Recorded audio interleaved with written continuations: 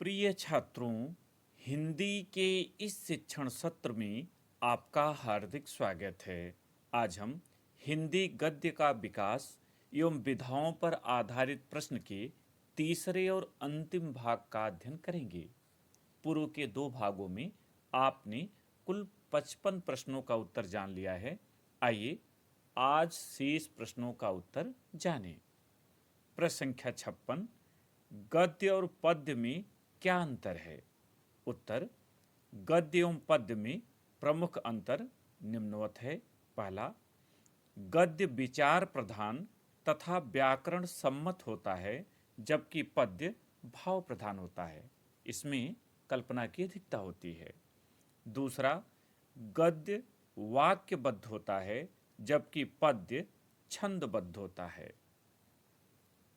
57, भारतेंदु की कालावधि लिखिए। उत्तर, भारतेंदु की कालावधि सन 1868 ईस्वी से 1900 ईस्वी तक मानी जाती है। 58, भारतेंदु के दो गद्य लेखकों तथा उनकी एक एक रचनाओं के नाम लिखिए। उत्तर, भारतेंदु के दो गद्य लेखक तथा उनकी एक एक रचनाएं निम्नलिखित हैं। एक तरफ लेखक, दूसरी तरफ रचना लिखें। पहला, प्रताप नारायण मिश्र, रचना हठी हमीर। दूसरा, बालकृष्ण भट्ट, रचना नूतन ब्रह्मचारी। आप इनकी किसी भी रचना को लिख सकते हैं या किसी अन्य लेखक का भी नाम लिख सकते हैं। 59, भारतेंदु युग की प्रमुख पत्रिकाओं के नाम लिखिए। उत्तर, भारतेंदु युग की प्रमुख पत्रिकाएं निम्नलिखित हैं। एक तरफ पत्रिका कर लें, दूसरे तरफ संपादक। कवि वचन सुधा, हरिश्चंद्र मैगजीन और बाला बोधनी, इन तीनों पत्रिकाओं के संपादक भारतेंदु हरिश्चंद्र हैं। हरिश्चंद्र मैगजीन 8 अंकों के बाद इसका उन्होंने नाम बदलकर हरिश्चंद्र चंद्रिका कर दिया था। इनके अलावा हिंदी प्रदीप पत्रिका के संपादक बालकृष्ण भट्ट, ब्राह्मण पत्रिका के संपादक प्रताप नारायण मिश्र और आनंद कादम्बिनी पत्रिका के संपादक बदरी नारायण चौधरी प्रेमघन हैं। प्रश्न संख्या 60, भारतेंदु युग की दो प्रमुख विशेषताएं लिखिए। उत्तर, भारतेंदु युग की दो प्रमुख विशेषताएं निम्नलिखित हैं। पहला, इस युग में हिंदी गद्य को एक निश्चित स्वरूप प्राप्त हुआ। दूसरा, इस युग का गद्य व्यावहारिक एवं सजीव है। 61, चंद्रकांता उपन्यास के लेखक का नामोल्लेख करते हुए युग का नाम लिखिए। उत्तर, चंद्रकांता उपन्यास के लेखक देवकी नंदन खत्री हैं। यह भारतेंदु युग की रचना है। यह वह उपन्यास था जिसे पढ़ने के लिए बहुत से लोगों ने हिंदी सीखी थी, क्योंकि यह बहुत ही मनोरंजक था।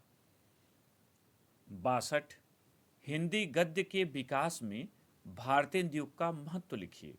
उत्तर, हिंदी गद्य के विकास की दृष्टि से भारतेंदु युग का अत्यंत महत्वपूर्ण स्थान है।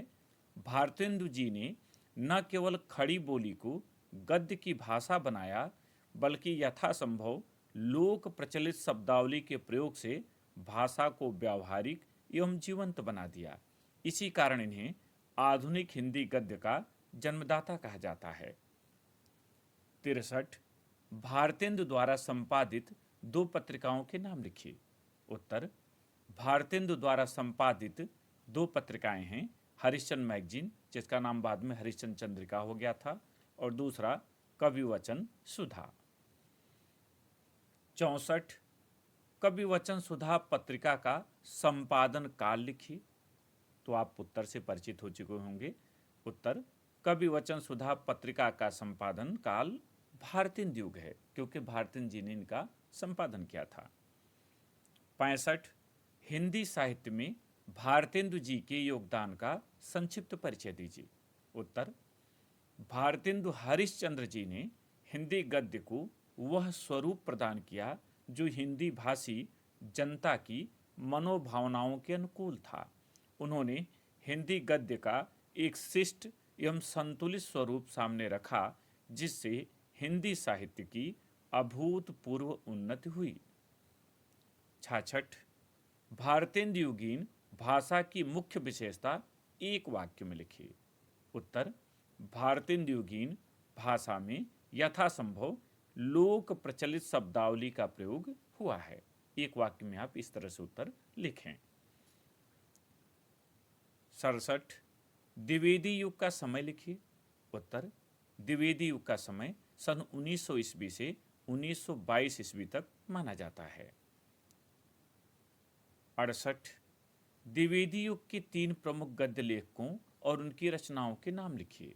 उत्तर द्विवेदी युग के 3 प्रमुख गद्य लेखक और उनकी रचनाएं निम्नलिखित हैं। एक तरफ लेखक लिखें, दूसरी तरफ रचना लिखें। पहला श्याम सुंदर दास, रचना साहित्यालोचन, रूपक रहस्य आदि। दूसरे प्रेमचंद, सेवा सदन, मानसरोवर आदि।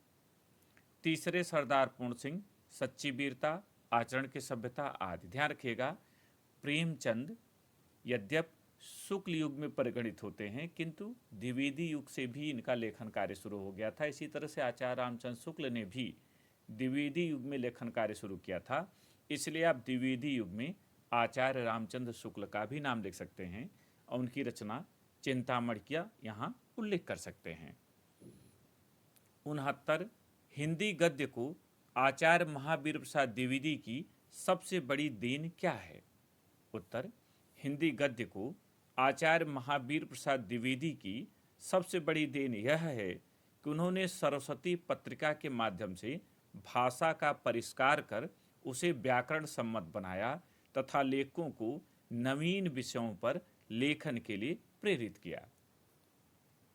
70 द्विवेदी युग की 2 प्रमुख विशेषताएं लिखी। पहला, इसमें आप एक कॉमन लाइन लिखते हैं कि द्विवेदी युग की 2 प्रमुख विशेषताएं निम्नलिखित हैं। तो पहला, इस युग में गद्य का परिष्कार और परिमार्जन हुआ तथा उसे व्याकरण सम्मत रूप मिला, माने व्याकरण के नियमों पर वो शुद्ध हो गई भाषा। दूसरा, इस युग में गद्य के विविध रूपों और गद्य शैलियों का विकास हुआ। 71 सरस्वती पत्रिका के प्रमुख संपादक का नाम लिखिए। उत्तर सरस्वती पत्रिका के प्रमुख संपादक का नाम आचार्य महावीर प्रसाद द्विवेदी है। यहाँ प्रमुख पूछा है तो इन्हीं का लिखा जाएगा। बाबू श्याम सुंदर दास ने भी संपादन किया है, किंतु उनका नाम यहाँ नहीं लिखा जाएगा। 72 द्विवेदी युग के 2 प्रतिनिधि कहानीकारों के नाम लिखिए। उत्तर द्विवेदी युग के 2 प्रतिनिधि कहानीकारों का नाम निम्नलिखित है। एक तरफ कहानीकार, दूसरी तरफ रचना लिख लें, रचना भी जानें। पहला किशोरीलाल गोस्वामी, रचना इंदुमती, ये हिंदी की पहली कहानी मानी जाती है। दूसरा चंद्रधर शर्मा गुलेरी, कहानी उसने कहा था कि प्रेम पर आधारित बहुत अच्छी कहानी मानी जाती है, उसने कहा था। 73 द्विवेदी युग की 4 प्रसिद्ध पत्रिकाओं के नाम लिखिए। उत्तर द्विवेदी युग की 4 प्रसिद्ध पत्रिकाएं निम्नलिखित हैं। आप संपादक भी जानें, क्योंकि कभी कभी संपादक पूछ लिया जाता है। तो एक तरफ पत्रिका और एक तरफ संपादक कर लें। सरस्वती पत्रिका आचार्य महावीर प्रसाद द्विवेदी इसके संपादक हैं। समालोचक, इसके संपादक चंद्रधर शर्मा गुलेरी हैं।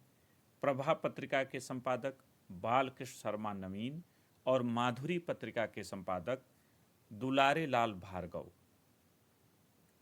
74 नागरी प्रचारी सभा की स्थापना किसने की? उत्तर नागरी प्रचारी सभा की स्थापना श्याम सुंदर दास ने की। ध्यान रखिएगा, इनका नाम कहीं कहीं बाबू श्याम सुंदर दास मिलता है और कहीं कहीं श्याम सुंदर दास मिलता है, दोनों एक ही नाम है। 75 द्विवेदी युग के 3 उपन्यासकारों के नाम लिखिए।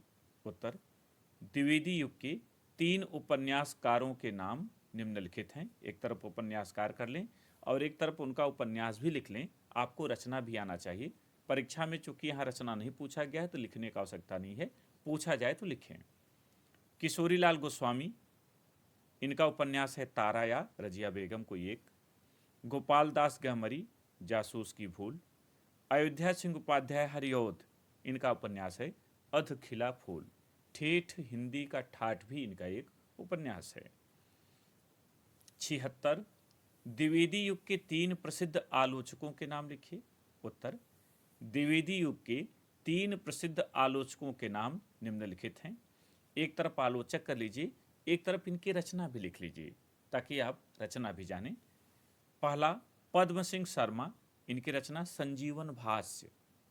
दूसरे श्याम सुंदर दास, रूपक रहस्य। तीसरे आचार्य रामचंद्र शुक्ल, रसमीमांसा। 77 द्विवेदी युग के निबंधों के विषय क्या थे, यानी किन विषयों पर लिखे गए?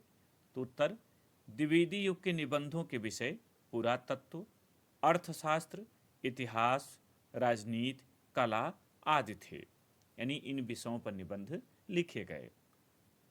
78 हिंदी साहित्य का प्रचार और प्रसार करने वाली दो संस्थाओं के नाम लिखिए। उत्तर हिंदी साहित्य का प्रचार और प्रसार करने वाली दो संस्थाएं निम्नलिखित हैं। पहला नागरी प्रचारणी सभा काशी और दूसरा हिंदी साहित्य सम्मेलन प्रयाग। आप यहाँ काशी और प्रयाग न भी लिखें तो कोई दिक्कत नहीं है। 79 हिंदी गद्य की किन्हीं 3 नवीन विधाओं के नाम लिखिए। उत्तर हिंदी गद्य की 3 नवीन विधाएं संस्मरण, रेखाचित्र एवं रिपोर्टाज हैं।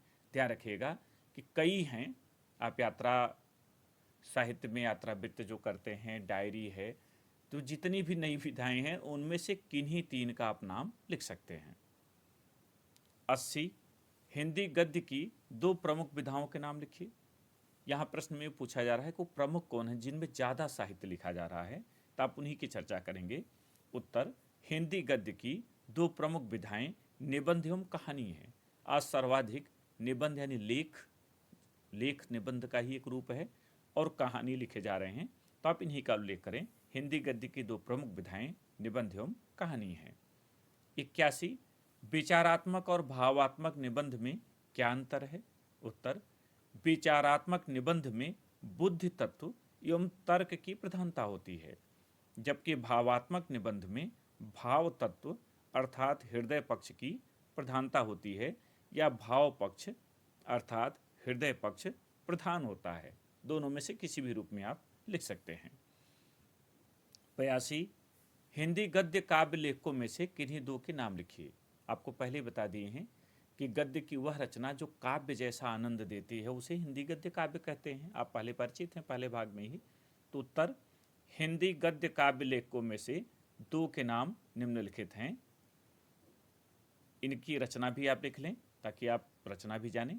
पहला राय कृष्णदास, इनकी रचना है साधना, छायापथ आदि, 2 रचनाएं सामने आपके हैं। दूसरे वियोगी हरि, तरंगिणी, अंतर्नाद, ये 2 रचनाएं हैं। किसी एक का नाम लिखें। राय कृष्णदास को गद्य काव्य या गद्य गीत का जनक भी माना जाता है। 83 विचारात्मक और वर्णनात्मक निबंध में अंतर लिखिए। उत्तर विचारात्मक निबंध में निबंधकार के चिंतन मनन से प्राप्त विचारों की प्रधानता होती है, जबकि वर्णनात्मक निबंध में किसी वस्तु या घटना के वर्णन की प्रधानता होती है।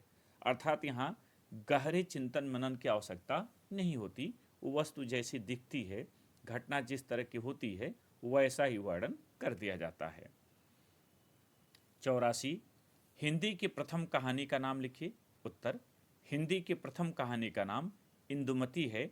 इसके कहानीकार किशोरीलाल गोस्वामी जी हैं। आप जानते हैं कि किशोरीलाल गोस्वामी जी को हिंदी का प्रथम कहानीकार माना गया है। अंतिम प्रश्न, हिंदी गद्य से आप क्या समझते हैं? उत्तर छंद, ताल, लय एवं तुकबंदी से मुक्त व्याकरण सम्मत विचारपूर्ण तथा वाक्यबद्ध रचना को गद्य कहते हैं। सामान्यतः दैनिक जीवन में प्रयुक्त होने वाली बोलचाल की भाषा में गद्य का ही प्रयोग किया जाता है। तो इस भाग में इतना ही। आगे एक नए विषय के साथ फिर मिलेंगे। बहुत बहुत धन्यवाद।